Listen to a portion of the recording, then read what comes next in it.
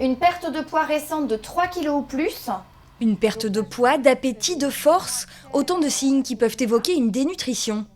En France, elle touche environ 2 millions de personnes, principalement des personnes âgées. En vieillissant, on a déjà des troubles de la mastication, parce qu'il peut y avoir des appareils dentaires, on maigrit, donc on a moins de force musculaire pour manger. Et puis si en plus il y a une maladie neurodégénérative qui va venir compliquer toute cette mécanique pour avaler, eh bien là on va se retrouver avec encore plus de difficultés et un risque de dénutrition plus grand.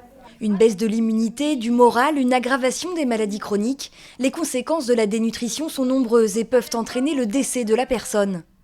C'est pourquoi ces deux professionnels de la maison de santé pluriprofessionnelle des Herbiers sensibilisent aujourd'hui ces auxiliaires de vie à domicile à repérer les signes de dénutrition chez les personnes âgées qu'elles côtoient tous les jours. On a des personnes où les familles sont très présentes et d'autres qui sont complètement isolées. Donc elles nous voient tous les jours, mais elles ne nous voient que nous en fait. Ce sont des professionnels qui sont au plus près en fait des personnes âgées, des personnes malades, qui peuvent repérer déjà les signaux d'alerte, notamment des repas insuffisants, des repas supprimés, des restes dans le frigo.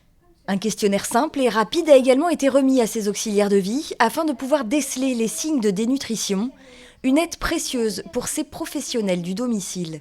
C'était très intéressant parce qu'on ne se rend pas toujours compte des cas de dénutrition, notamment quand on nous dit que les personnes en surpoids peuvent être en dénutrition. C'est quelque chose à laquelle on ne pense pas forcément.